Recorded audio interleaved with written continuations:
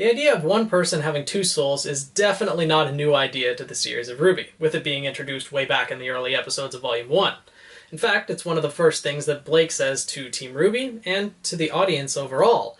She's describing a book to RWBY about a man with two souls, each vying for control over the other.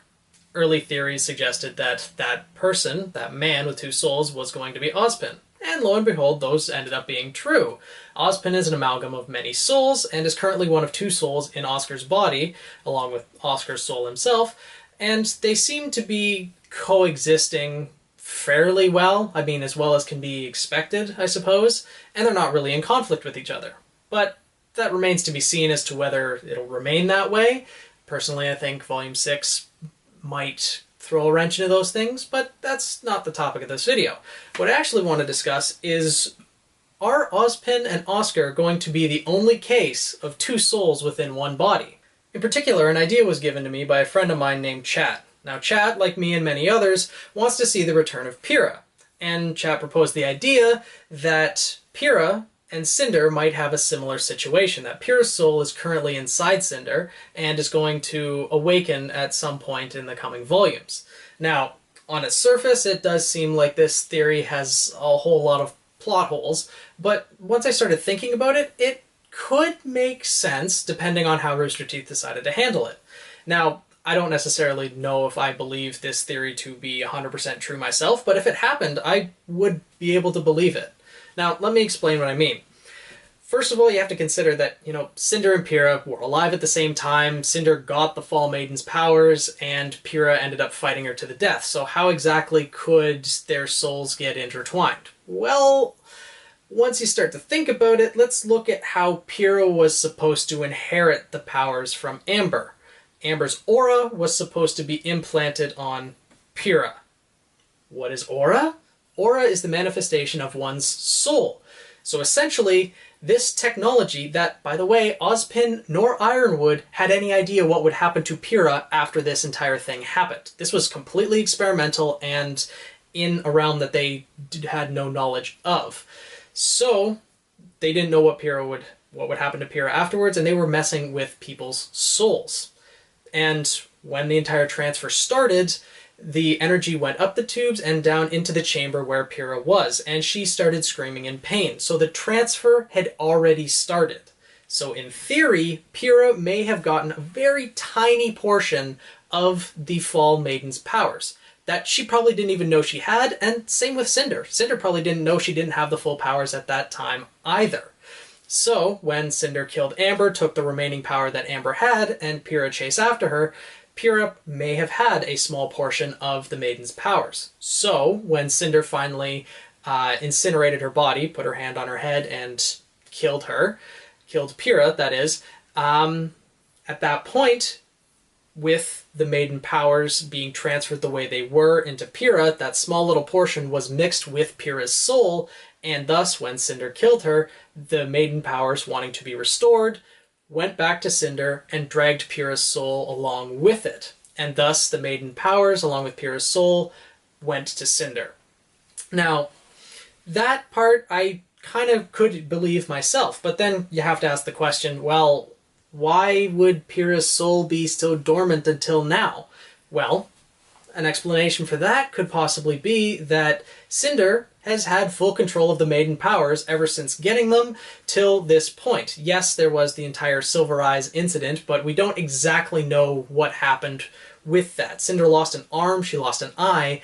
How exactly? We don't know. There was just a giant flash of light, and then the next time we saw Cinder, she was missing body parts. So whether there was an actual fight that happened, RWBY went into a trance and kicked her ass, or something else, we don't really know. Even when the Silver Eyes activated at Haven, they didn't activate to full extent because, well, RWBY was kind of knocked out. But again, that's a topic for a different video.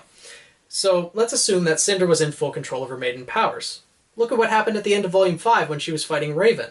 Raven beat Cinder, and in that final strike that Raven gave to Cinder's face, we saw the Maiden powers kind of dissipate from around her eyes. They were forcefully deactivated.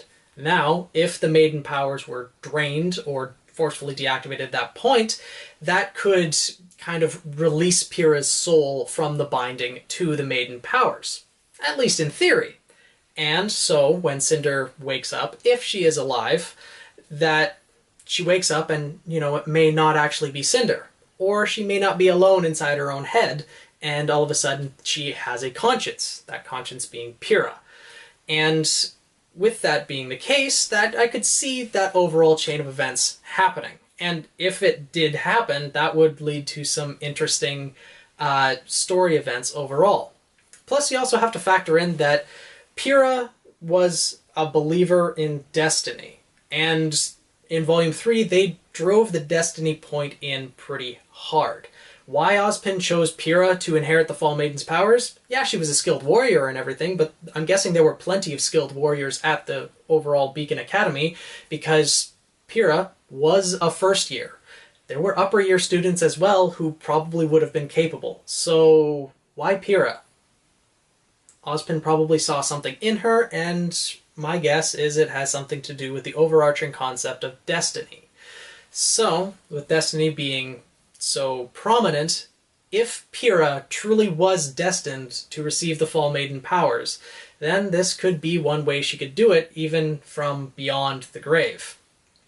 Now, if this overall theory ended up coming to fruition, then what would that mean for Pyrrha and Cinder inhabiting Cinder's body? Well, Cinder still has a lot of rage in her, now not only towards RWBY, but probably towards Raven as well, so she'd want to go on a warpath, and potentially go back to Salem, considering Salem's done a lot for her. Granted, Salem is probably fresh out of mercy for her, so there'd be a lot of things that would happen with that. Cinder operating outside the law, Pyrrha wanting to go for justice. So there'd be very conflicting views and outcomes, which would relate back to Blake's story about two souls each vying for control, because they would want opposite things. Pyrrha would want to go back and fight against Salem, reunite with her friends, tell people that, you know, she's not necessarily okay being trapped in Cinder's body, but she's still around. And that would also lead to some interesting interactions as well, because only about 2 people on Ozpin's faction's side I could see actually believing without too much difficulty that Pyrrha's soul is inside Cinder. That being Jean, because he'd recognize Pyrrha, he had such a connection with her, it would make sense, and then RWBY herself, because that's kind of her nature. She would see that Cinder's acting very differently, and she might even realize it without Pyrrha in Cinder's body having to say anything. I could see that actually happening. She just looks at Cinder and just be like, Pyrrha? I could see that happening. But overall, that would lead to some very, very interesting interactions. Even if Cinder went back to Salem, having Pyrrha's voice in her head and everything like that, that would lead to Salem not trusting her even more, thinking that she's gone insane or that something's wrong with her.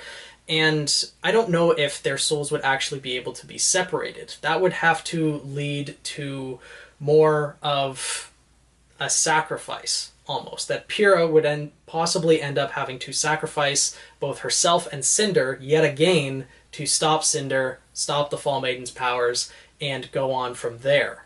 And that still may not be where Pyrrha's story would end in the overall RWBY series, but it would be an end of sorts.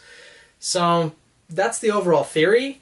Let me know what you guys think. I hope I explained it well enough. I added in quite a few of my own points just to kind of rationalize it out as to how the entire 2 souls in Cinder's body would work, but let me know if it kind of makes sense. Let me know if there's anything that you'd add. I mean, I don't even know if I believe this theory 100% myself. I mean, every theory you don't believe 100%, but, you know, it's something interesting to think about, and I do believe it could be possible if Rooster Teeth decided to go that way. So, let me know what you guys think down in the comments. I look forward to hearing about it. Let me know if you guys have any other theories that you want me to cover. I'd be happy to, and of course, give you all the credit for it. So yeah, let me know, and I'll see you guys in the next video. And Volume 6 starting tomorrow, so I'll see you then.